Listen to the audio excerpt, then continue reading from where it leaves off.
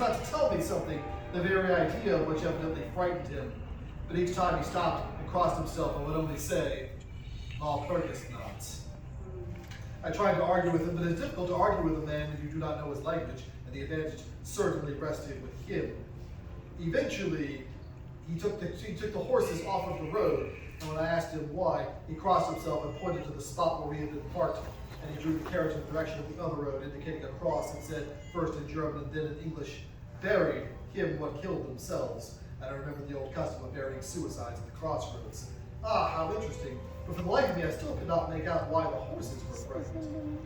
Whilst we were talking, we heard a sort of sound between a yelp and a bark.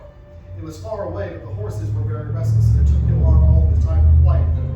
And he went pale and said, it sounds like a wolf, but there are no wolves here now. No, I said, questioning him. Isn't it long since the wolves were so near the city? Yes, a long time, he said. In the spring and the summer, with the snows, the wolves had not been here for a while. And while he was petting the horses and trying to quiet them, dark clouds drifted suddenly across the sun. The sunshine passed away, and a breath of cold wind seemed to drift past us. The storm, the snow, he comes before long, Johann said, and he looked at his watch again, and straightway holding the reins of the horses, who were now pawing the ground restlessly and shaking their heads, he climbed up onto the carriage box again, as though the time had come for us to proceed on our journey. But I was feeling obstinate and did not once get into the carriage. Tell me, I said, about this place where the road leads. And he crossed himself and mumbled a prayer before he says, it is unholy. What is unholy, I asked. The village, he says. Ah, then there is a village. No, no, he says. And then he burst into a long story, and I got so mixed up that I couldn't quite understand exactly what he said. But I gathered that hundreds of years ago, men had died here and been buried in graves, and sounds were heard under the clay. And when the graves were opened up, men and women were found still rosy with life, and their mouths red with blood.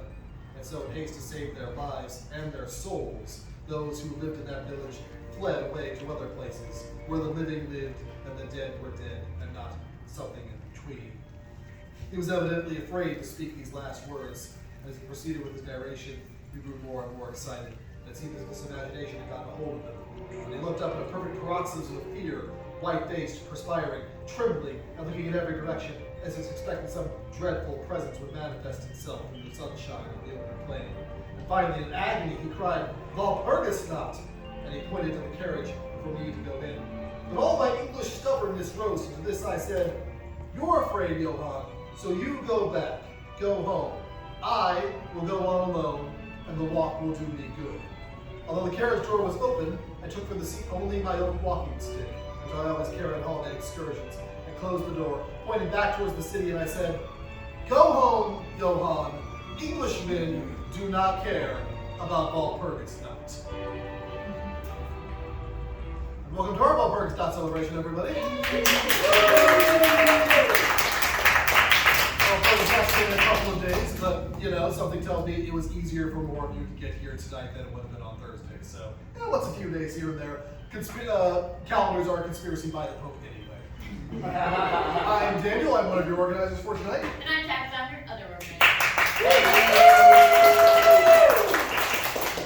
And that, of course, was Dracula. Here in this nice Edward Gorey illustrated edition my mom got me for Christmas, and would definitely not approve of me using in this context.